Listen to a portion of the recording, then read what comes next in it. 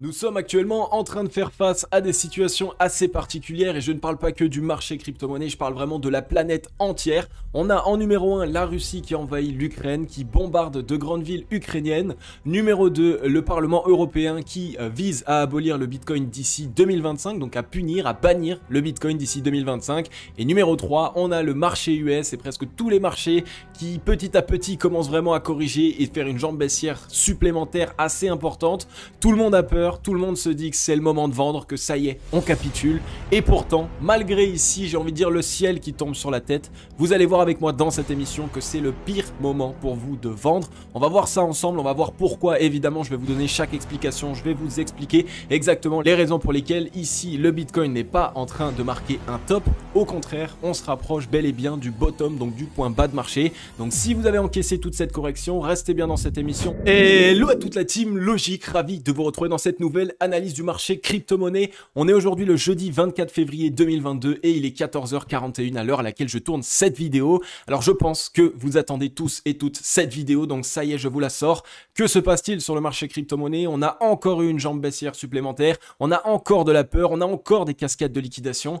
Est-ce que c'est la fin? Est-ce que ça y est, on a enfin vu le bout sur le marché crypto et on risque de nous montrer un petit peu d'éclaircissement? Parce que c'est vrai que ça fait maintenant plusieurs mois qu'on ne voit que du ciel gris et un marché qui malheureusement met tous nos portefeuilles dans le rouge et surtout notre morale dans la peur, voire dans l'extrême peur.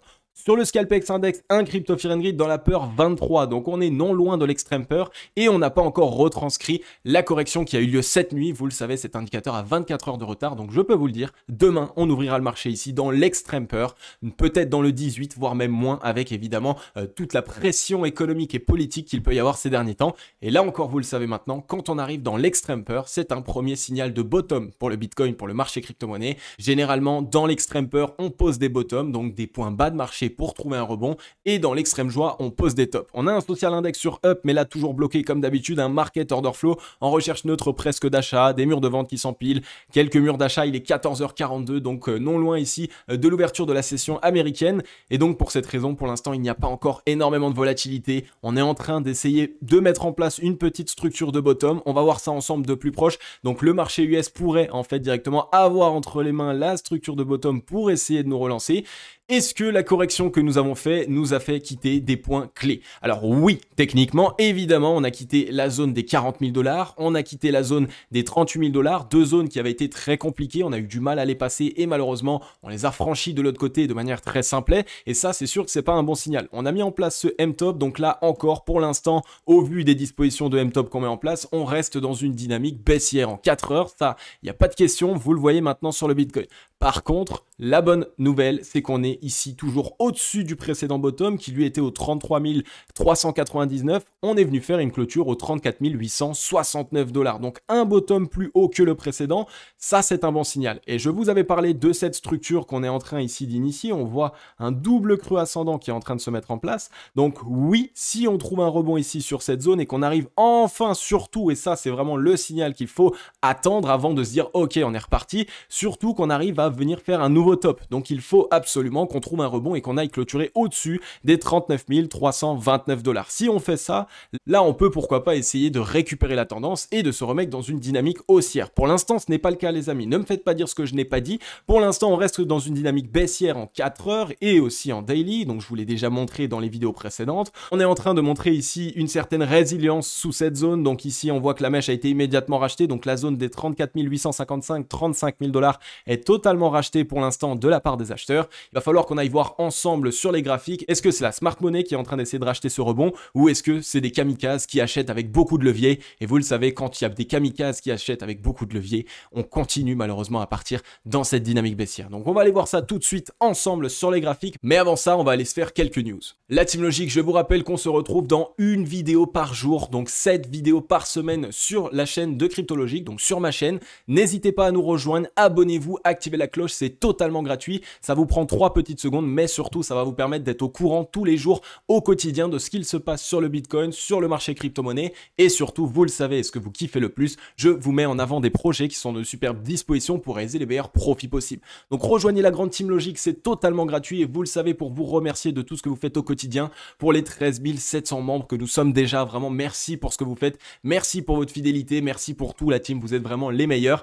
Pour cette raison, j'ai mis en place en 2022 un groupe Telegram totalement gratuit. Le lien est en description, il est aussi en commentaire épinglé. Rejoignez-nous, c'est totalement gratuit. À l'intérieur de ce groupe Telegram, je vous partage un maximum d'informations. Je vous analyse le Bitcoin quasiment tous les jours. Je vous analyse des altcoins, je vous mets en avant des signaux de trading, je vous mets en avant des belles dispositions graphiques et surtout, je vous partage des micro-formations totalement gratuitement. Comme exemple, on a ici comment identifier un trade et s'assurer d'avoir les bons signaux, le piège du faux et du vrai signal pour ouvrir ou fermer une position, quand sortir en panique de notre trade, la vraie manière de trader les ranges sur le marché crypto-monnaie, simple et efficace, la stratégie d'analyse long terme weekly, ouvrir une position de trading tout en sécurité, la règle des 5 pions. Donc je vous mets en avant un maximum d'informations, des stratégies, des plans d'action d'investissement complets qui ont fait leur preuve depuis un certain temps et surtout qui peuvent vous permettre de réaliser un maximum de performance. Donc n'hésitez pas, c'est totalement gratuit, le lien est en description, il est aussi en commentaire épinglé. Rejoignez-nous rapidement les amis parce qu'il y a vraiment du très lourd. Du côté de Twitter, on a ici Lex Moskovski qui nous partage un graphique très intéressant des equities russes. Donc c'est simplement les equities, c'est quoi? C'est toutes les liquidités, toutes les ressources qui ont été prêtées à la Russie. Donc tous les partenaires, toutes les personnes qui travaillent avec la Russie, toutes les personnes qui aidaient la Russie financièrement sont en train de se retirer de manière vraiment juste monstrueuse. Regardez-moi cette correction. Donc ça montre vraiment qu'ici pour l'instant, ce que réalise la Russie n'est pas impuni. C'est sûr et certain, ça va être puni, ça commence déjà à être pricé. Il y a beaucoup d'acteurs qui travaillent avec la Russie jusque-là qui sont en train de tout remettre en cause. Bref, ça va totalement plomber la Russie. Mais est-ce que vous pensez vraiment que Monsieur Poutine aujourd'hui, après cette attaque qu'il a réalisée, n'avait pas déjà pris ça en compte? Est-ce que vous pensez que Poutine ne savait pas que le rouble russe allait totalement perdre de sa valeur et allait se casser la gueule après qu'il réalise une action comme celle-ci? C'est pas possible. Ce n'est pas possible. Donc ça veut dire qu'aujourd'hui, il était au courant. Il savait premièrement qu'il allait perdre énormément de collaborateurs et deuxièmement, qu'il allait aussi par la même occasion totalement dépérir sa monnaie. Mais moi, pour ma part, je pense, et évidemment ça ne regarde que moi, que Monsieur Poutine a accumulé un maximum de crypto-monnaies juste avant de réaliser cette action parce qu'il savait qu'elle n'allait pas être impunie et donc ça lui a permis de lui-même donc de protéger les fonds de son pays, du gouvernement, en grande partie sur le marché crypto-monnaie et évidemment afin de ne pas déprécier autant que sa monnaie l'a fait. Vous le savez, il y a eu énormément d'accumulation sur toute la correction que nous avons connue sur le Bitcoin et pour l'instant, elle n'a pas encore été retranscrite sur le cours. Mais quand on parle ici de pays entiers qui peuvent se mettre à accumuler des crypto-monnaies, on n'est plus ici sur simplement des petits retails qui essayent de jouer. D'accord? Et vous le savez aussi, les Russes ont mis en avant publiquement détenir jusqu'à 12% des crypto-monnaies en circulation. Donc ça montre que ce sont des acteurs très impliqués sur le marché crypto. Comme par hasard, il y a un mois, peut-être un petit peu plus, ils ont commencé à dire ok, bon bah le Bitcoin on commence à le prendre réellement en compte, ok c'est bon, on accepte que notre population utilise le Bitcoin, on ne va pas ici freiner son adoption ni son utilisation, comme par hasard. Donc gardez bien tout ça en tête, bien évidemment ça reste ici un peu de la spéculation parce que je ne suis pas Poutine, Poutine ne m'a pas appelé et il m'a dit ok c'est comme ça que ça va se passer, absolument pas. Mais au vu de tout ce qui a été dit ces derniers temps, au vu de la circonstance des choses et aussi évidemment de la temporalité, de comment se passent les choses, je trouve ça extrêmement logique et je pense réellement que Monsieur Poutine s'est totalement sauvé et a réaccumulé un maximum de Bitcoin ainsi que de crypto-monnaies.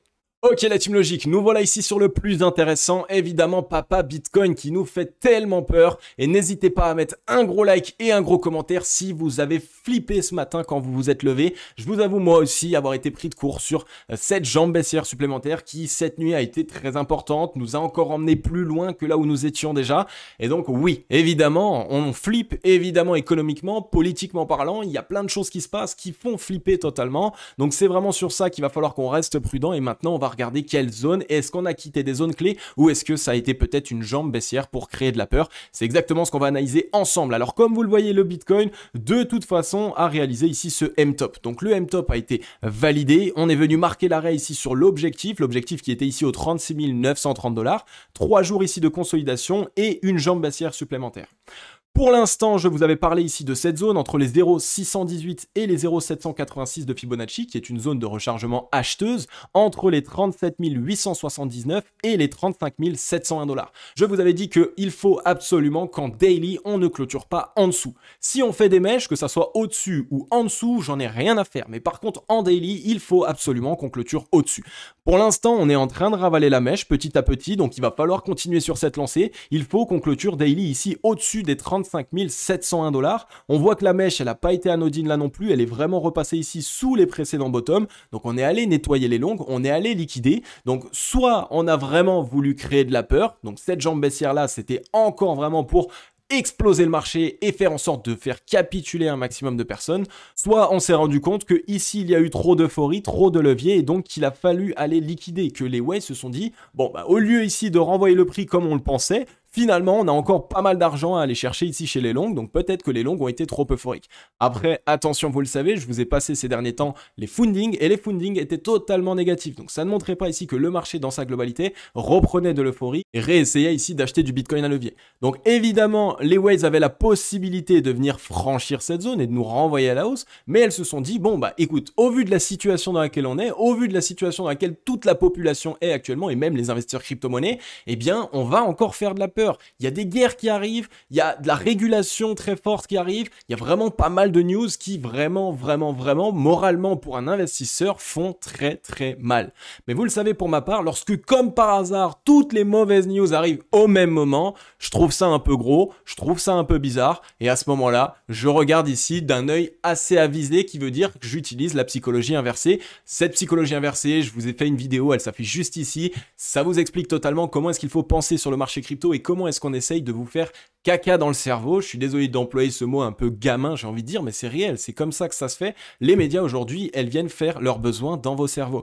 Et c'est pour cette raison qu'il faut absolument qu'on essaye de voir ça d'une vision des waves. Qu'est-ce qu'elles ont à gagner? Eh bien ici, elles avaient tout à gagner parce que elles ont même pas de force vendeuse réellement à exercer, puisque les vendeurs sont déjà là et en plus de ça, les investisseurs ont déjà peur. Donc cette jambe baissière-là, ils peuvent la freiner déjà premièrement très facilement, on le voit notamment pour l'instant ici, mais surtout deuxièmement, ils n'ont pas voulu la freiner avant d'arriver dans cette zone de rechargement acheteuse. Donc ils se sont dit, ok, on va revenir dans notre zone de rechargement acheteuse, comme ça on va pouvoir réaccumuler encore dans cette zone à nouveau et après essayer de relancer le prix.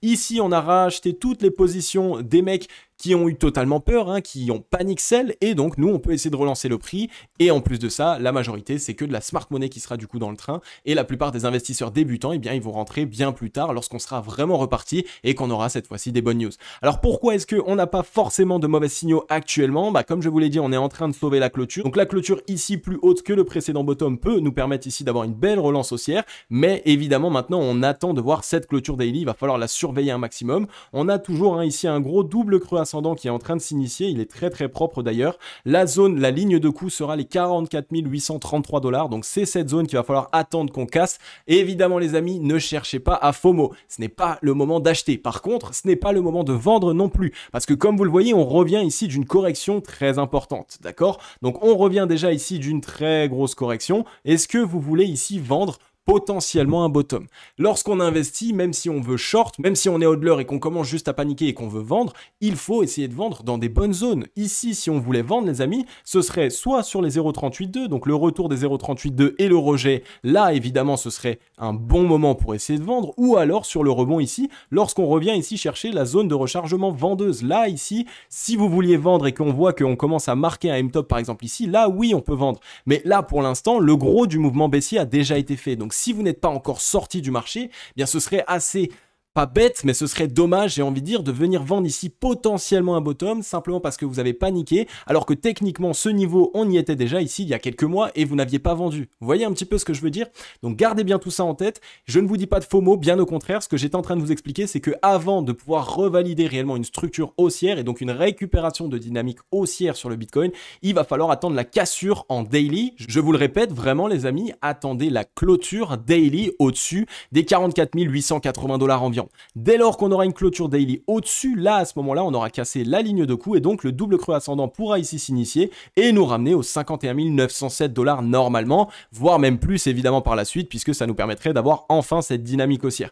Pour l'instant, ce n'est pas le cas, ça reste de la spéculation, même si au vu de certaines indications, c'est tout à fait normal. Je vous rappelle que là, pareil, le ruban de moyenne mobile, on avait mis en place un M-top à l'intérieur, donc on s'est fait rejeter, mais pour l'instant, il est encore tout petit. Donc techniquement, on est encore ici dans un range, ça se voit, parce que le ruban de moyenne mobile est en train de se mettre à plat. Quand le ruban de moyenne mobile se met à plat, c'est qu'on est ici plutôt dans une recherche de consolidation. Donc on surveille bien ça, tant que le ruban de moyenne mobile ne devient pas épais, ça peut être un bon signal, ça veut dire que si on arrive ici à avoir une belle reprise haussière, et comme je vous l'avais dit aussi dans l'analyse weekly de la semaine dernière, le début de semaine, du lundi au mercredi, voire même des fois début jeudi, ça cherche à faire peur. Ça a toujours été comme ça. Lorsqu'on est dans une situation instable du Bitcoin, les débuts de semaine, c'est là qu'on fait peur parce qu'on sait qu'on a des clôtures qui sont extrêmement importantes. Donc début de semaine, on part à la baisse, comme ça c'est la fin, tout le monde dit ok, on n'arrivera jamais à récupérer. Et finalement, jeudi, vendredi, samedi, dimanche, boum, on arrive à récupérer, on revient chercher les zones et on dit waouh, le Bitcoin a totalement ressauvé sa clôture. Mais en réalité, c'était juste pour faire peur. Donc les débuts de semaine peuvent offrir de belles opportunités et évidemment, les fins de semaine sont à surveiller très profondément parce qu'il y a les clôtures weekly qui sont, elles, réellement intéressantes. Mais je vous rappelle qu'il faut attendre toujours les clôtures. Arrêtez de toujours regarder le bruit quand on regarde en 1 heure, en 4 heures ou un chandelier japonais ici, daily, où on voit des choses comme ça. Attendez les clôtures. De toute façon, tant que la clôture n'est pas donnée, la lecture du chandelier japonais ou de n'importe quelle disposition est illisible, c'est quasiment impossible parce que ça ne sert à rien, parce que techniquement tant que le chandelier japonais n'est pas clôturé, il reste encore beaucoup de choses à faire. On peut même des fois, on a déjà eu des short squeeze qui sont venus ici, pourquoi pas liquider les 29 824, finalement on a totalement réintégré et on a réussi à clôturer aux 40 000, on a déjà eu un seul chandelier japonais en daily, je crois d'une amplitude de plus de 10 000 $, si je me rappelle bien, 8 000, 10 000, donc c'est juste fou. Donc gardez bien tout ça en tête, attendez les clôtures, on est ici évidemment sur quelque chose de très instable, donc surveillez cette zone des 35 689, il faut vraiment qu'en daily on arrive à clôturer au-dessus et qu'on arrive à avoir une réaction acheteuse. De toute façon les amis, sachez normalement une chose, et là par contre je ne me mouille pas en disant ça, c'est que la réelle réaction, donc la décision qui va être faite,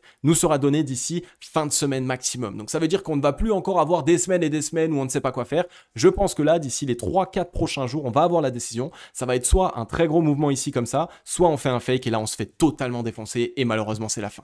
Donc on surveille bien tout ça sur le Bitcoin. Pour l'instant, je reste ici avec des arguments qui sont neutres. On est dans cette latérisation, dans cette consolidation. On n'est pas ici dans une zone où il faut FOMO, donc c'est pas le moment de vouloir acheter bêtement, mais ce n'est pas non plus le moment de vouloir essayer de vendre bêtement parce que comme je vous l'ai montré, on est plus proche d'un bottom que d'un sommet de marché. Donc dans tous les cas, vous le savez en plus, quand on s'éloigne du ruban de moyenne mobile, on assiste à un moment à un rebond pour revenir le tester. Et donc là, d'accord, si on se fait rejeter, ça peut être une zone de vente à la limite si jamais vous vouliez vraiment vendre. Mais ce serait bête ici de vendre ici et finalement de voir que ça part totalement de l'autre côté. Et je vous le dis en connaissance de cause, c'est vrai que sur le marché crypto-monnaie, c'est une erreur débutante que tout le monde fait. Je l'ai faite moi aussi par la même occasion. J'ai déjà vendu des bottoms, j'ai déjà acheté des tops. C'est ce que tout le monde a déjà fait. Donc vraiment les amis, ne faites pas cette erreur. Et mettez un gros like pour l'occasion les amis, ça fait super plaisir.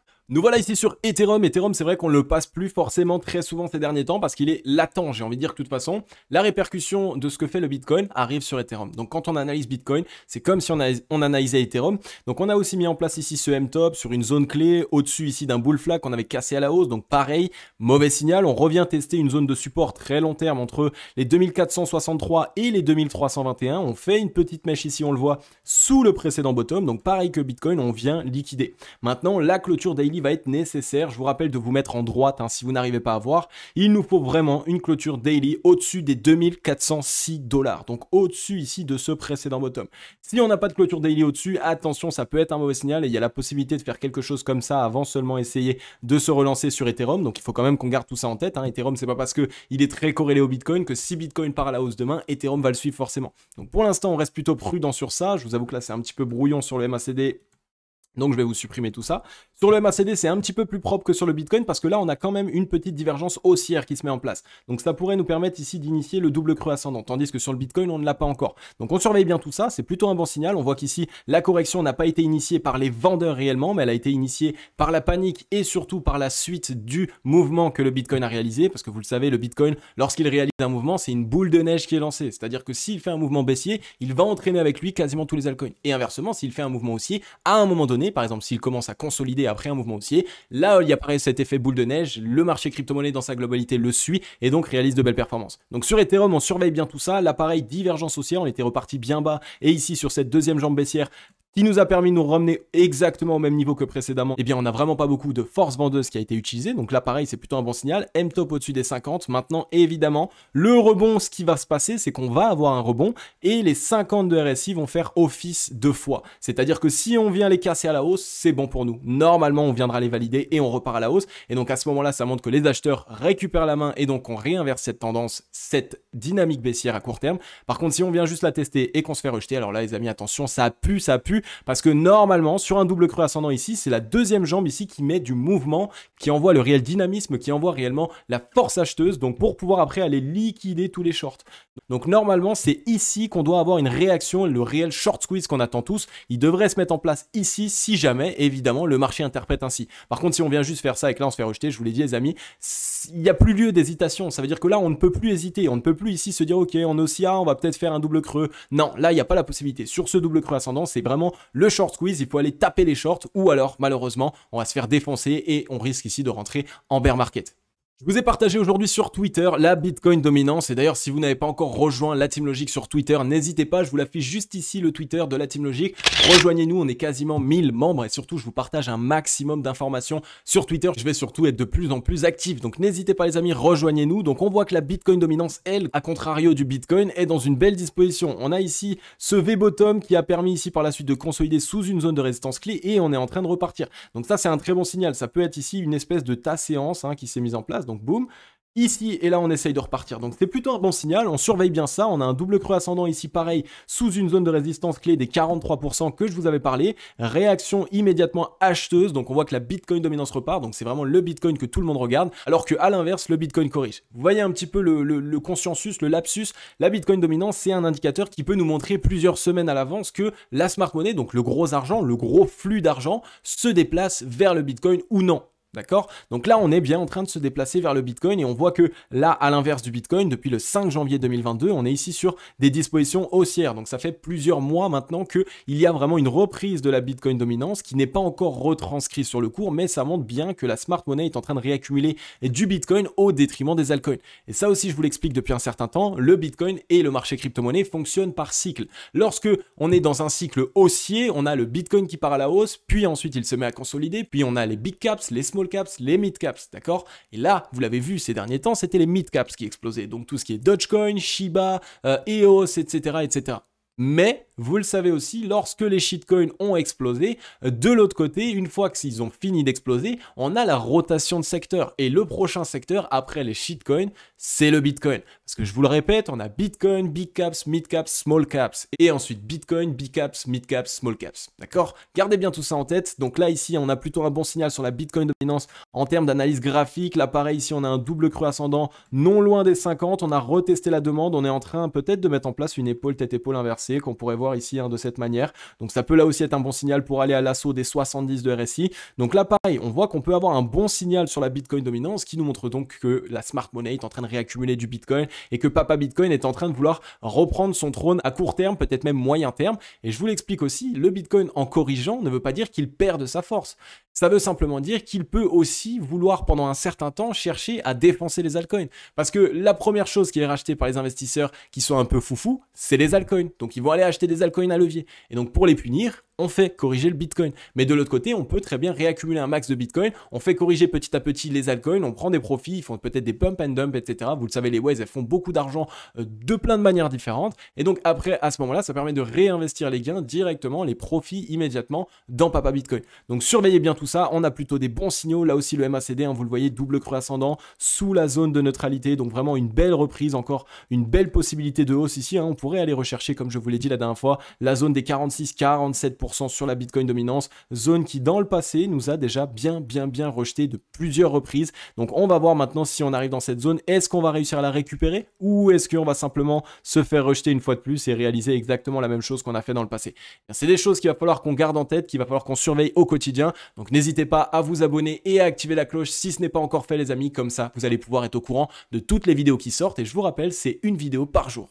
Et ensuite, nous voilà ici sur le Crypto Total. Le Crypto Total qui avait là cassé à la hausse aussi son bull flag. Donc ici, malheureusement, on a mis en place un M-top et on l'a réintégré. Est-ce que c'est un mauvais signal pour autant? Pour l'instant, on est revenu chercher une zone long terme de support. Donc on avait fait un fake out ici à la baisse de cette zone. On avait fait un fake out ici à la hausse. Donc pour l'instant, le fait d'être simplement dessus, c'est plutôt un bon signal. Maintenant, évidemment, pareil que sur tous les actifs que je vous ai présentés jusqu'ici, il faut sauver la clôture daily. Les 1602 milliards, hein, c'est vraiment ici le précédent bottom qu'il va falloir casser à la hausse. Mettez-vous en droite là une fois de plus, il va falloir casser à la hausse. Donc ça veut dire qu'aujourd'hui il faut absolument racheter ici la mèche un maximum pour clôturer en daily sur le Crypto Total au-dessus des 1600 milliards. Vraiment, c'est important parce que si ce n'est pas le cas, eh bien malheureusement le Crypto Total pourrait trouver un rebond, mais devoir une fois encore de plus avoir une jambe baissière avant de pouvoir initier un double creux. Parce que si ici on ne valide pas le double creux, donc celui-ci, malheureusement ça pourrait prendre plus de temps au Crypto Total et donc évidemment, eh bien ça va lui demander des semaines et des semaines sans grosse performance et ça montrerait une fois de plus que Papa Bitcoin réaliserait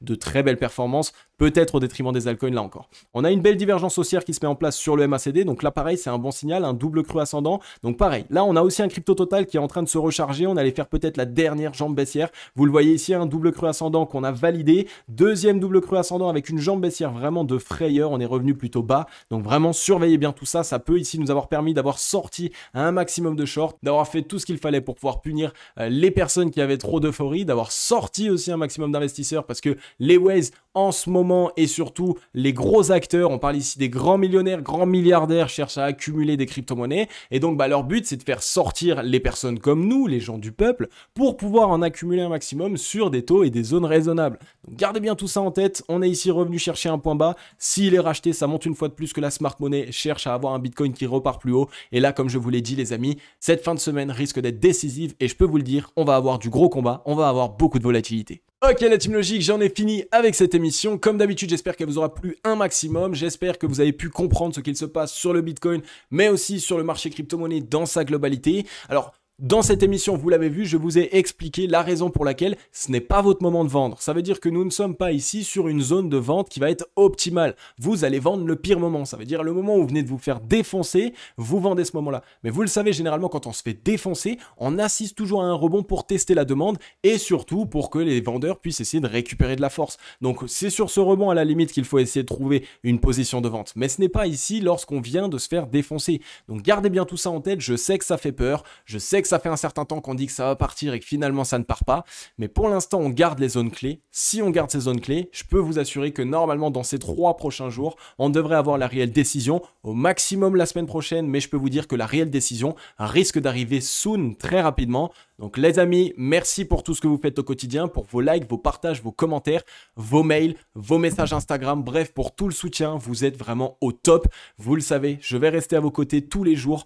au quotidien. On va refaire un petit rebranding, donc ça veut dire que je vais vous expliquer à nouveau le menu. On va changer le menu, vous le savez, c'est 7 vidéos par semaine. Et bien, je vais vous expliquer comment est-ce qu'on va les répartir, quelle émission est-ce qu'on va faire, quel jour, etc. J'essaye un peu de cadrer un peu plus les choses. Donc voilà les amis, en tout cas pour ma part, vous le savez, je vais vous dire à demain dans la prochaine émission. Je vais vous souhaiter à tous et à toutes une agréable journée ou une agréable soirée. C'était Cryptologique. Ciao, bye bye.